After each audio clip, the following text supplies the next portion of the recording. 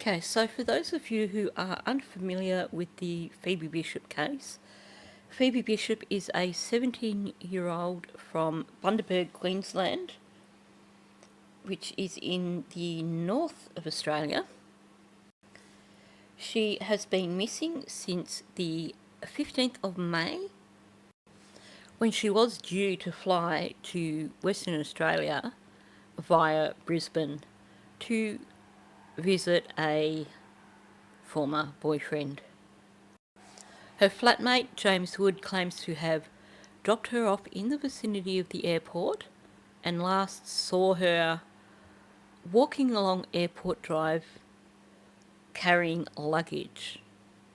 This is alleged, of course, because it appears that there is no CCTV footage showing her arriving at the airport, no evidence of her being anywhere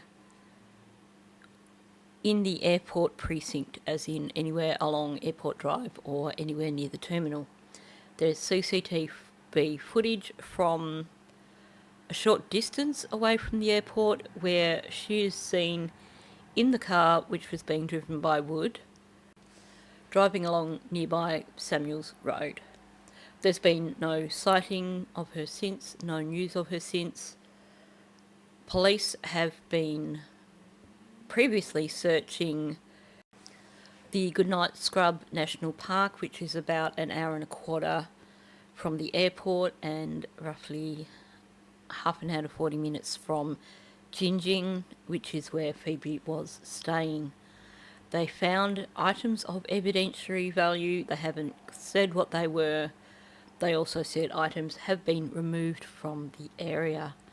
They called off their search earlier this week. Unfortunately, there has been around about 20 mil of rainfall in the area of the national park over the last 2-3 days. So hopefully, if there is still evidence out there, it won't be damaged. Now, in my previous video, I did mention that at this point in time, police would be waiting for digital forensics, meaning they would be waiting for data on the mobile phones owned by Wood and Bromley to track their locations, and information from the vehicle, and I'll talk about that momentarily. Unfortunately, it turns out that as with so many regional areas in Australia, phone reception around the Goodnight Scrub National Park is somewhat patchy, so that could create issues with pinpointing locations visited by Wood and Bromley. Now, I mentioned the other day that with the vehicle being a 2011 model, I believe that it wouldn't have GPS. It is quite likely that it doesn't have GPS. Apparently, some of the higher end models of that particular vehicle did have GPS, but that one looks like a pretty standard model, so I'd say it didn't have it added as an added feature.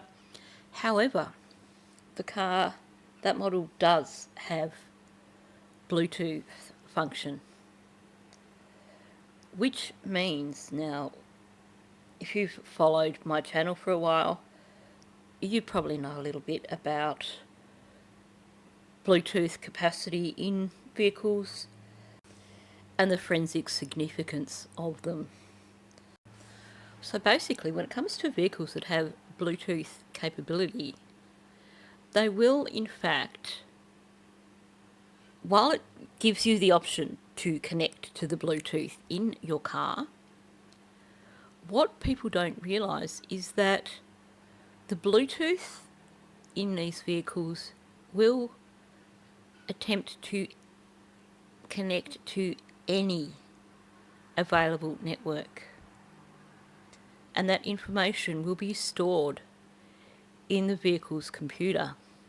That means that you could be sitting in that car and the Bluetooth will still attempt to connect to your mobile device, and there will be a record of that. it will also attempt to connect to any available towers, etc. That means that with the right forensics programs, police can actually access quite a bit of information from the vehicle with regards to locations where it may have been. So while they cannot get GPS locations directly from the vehicle, there is still a possibility of getting other data from the vehicle based on its Bluetooth capabilities. I do believe that given how quickly the search was called off in the national park area, that Queensland Police do have investigative avenues such as digital forensics that they are now exploring, and other investigative strategies that they are clearly not going to divulge to the public. A few people have commented that, how come they're not making arrests? It seems pretty clear, yada, yada, yada. How come they seem to know nothing? For those of you who are not in Australia, I'll just point out Australian police do keep things pretty tight to the chest. So they probably have a massive amount of information in the investigation. They probably know a heck of a lot. They're just not going to share it with the public. Probably the first thing we will know is when there are arrests made or when Phoebe is located. You may have been aware of the case of Cleo Smith. This is going back probably 3 or 4 years. She went missing from a campsite in Western Australia, and we heard very little information while she was missing. She was found 18 days later in the house of a man who lived actually in the same town as her family and had basically abducted her and was keeping her in his house.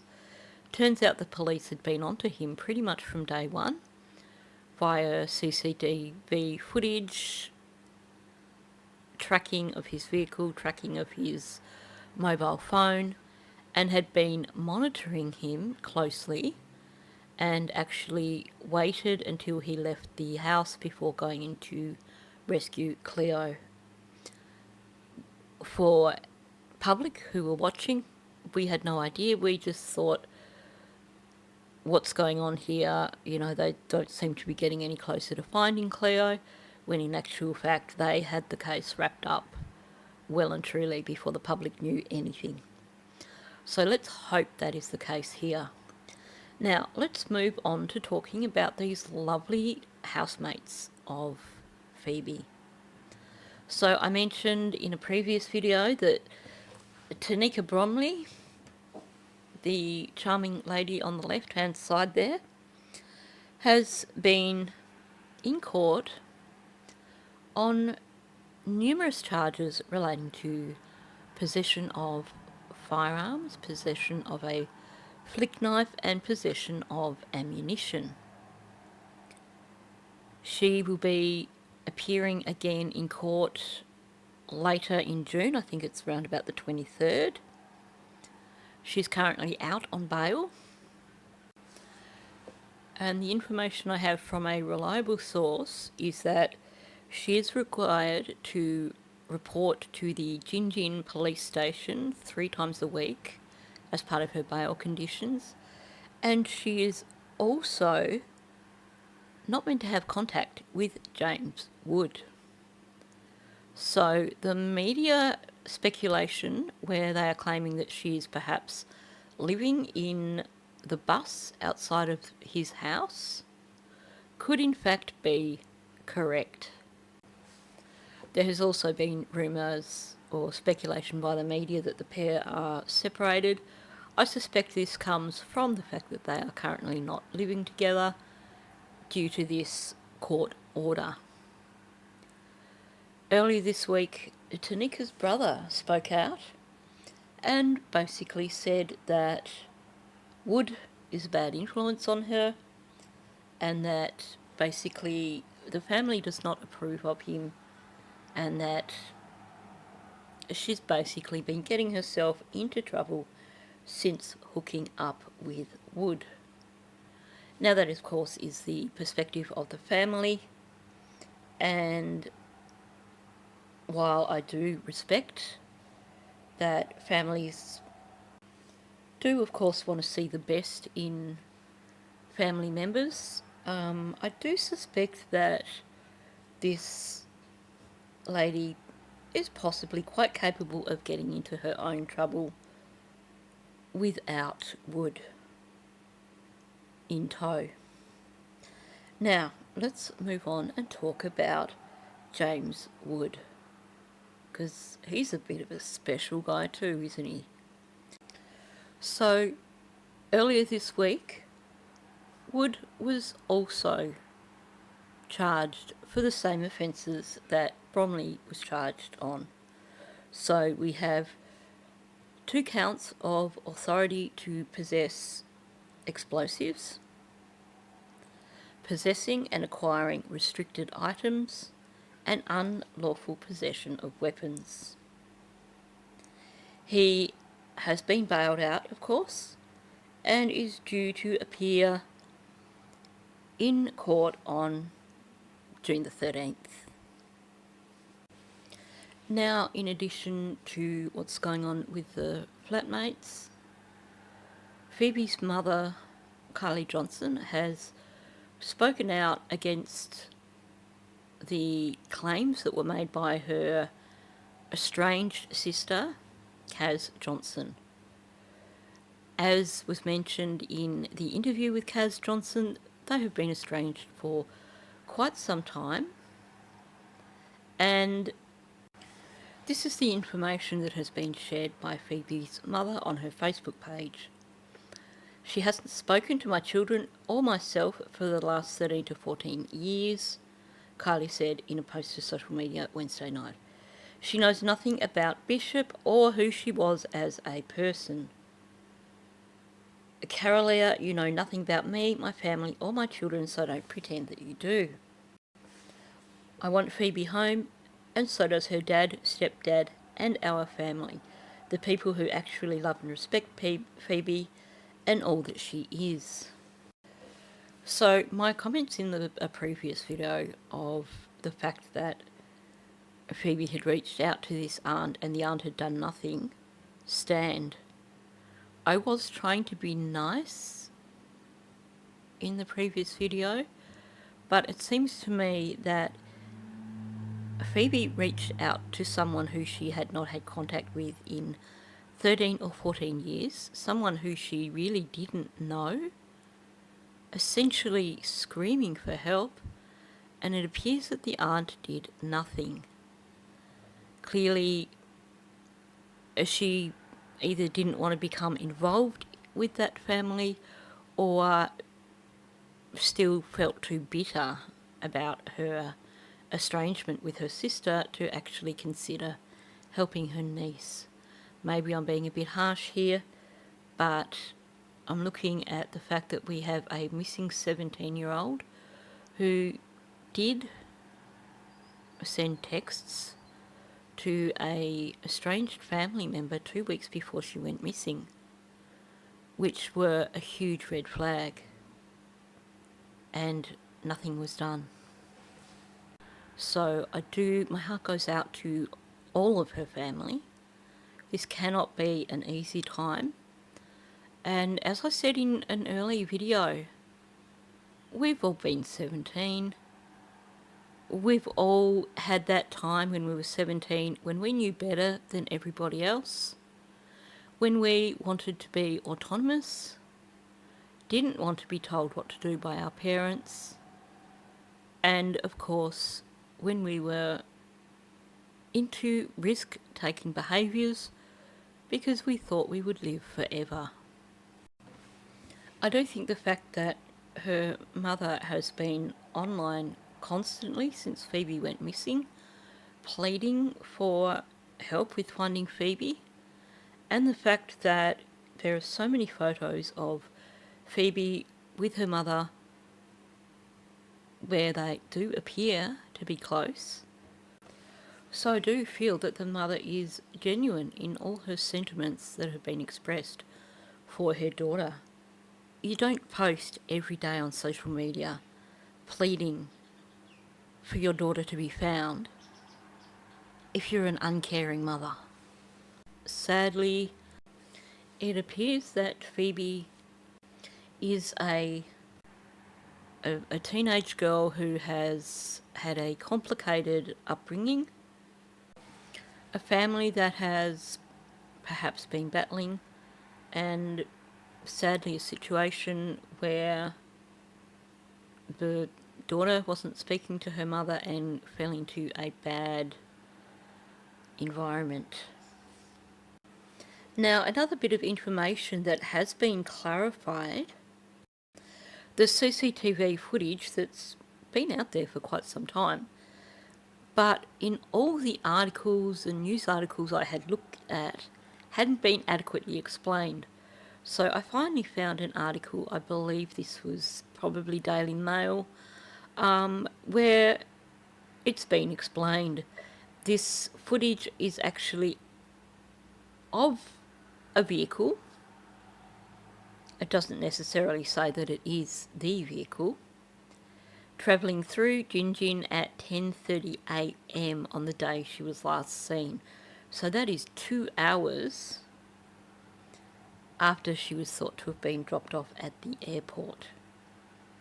Now, we know that the missing persons report from police was issued on Friday the 16th, the day after Phoebe went missing, but as far as I know, the information with regards to when Phoebe was reported missing has not been yet released. So in terms of the timeline, we don't know if this is possible that this is footage of the vehicle or if it is in fact a completely different vehicle.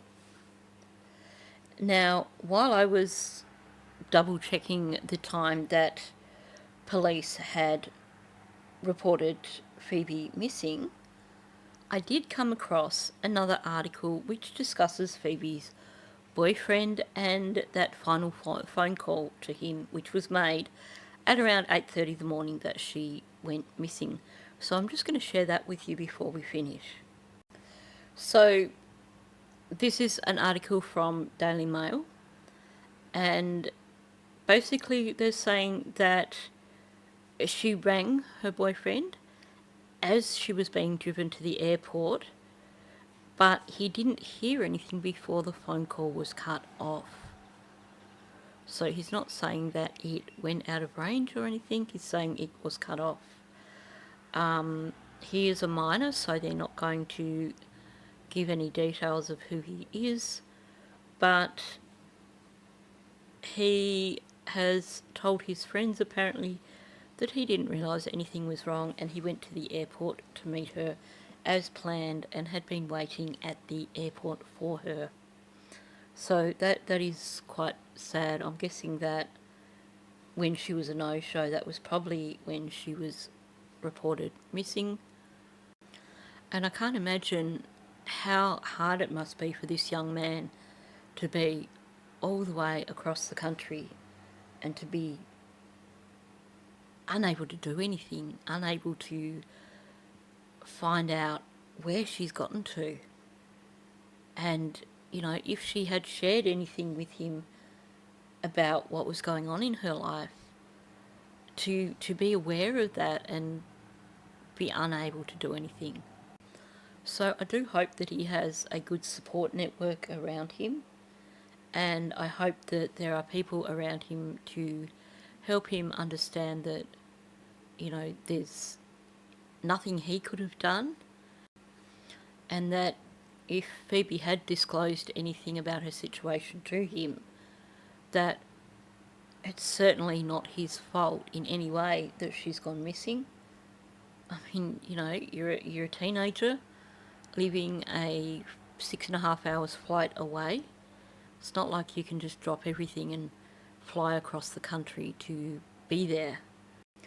Right now, or I guess all anyone can do is hope that Phoebe is found soon and that arrests will be made and justice will be served. So I'm going to leave it there. I will keep you updated with any additional information that comes out.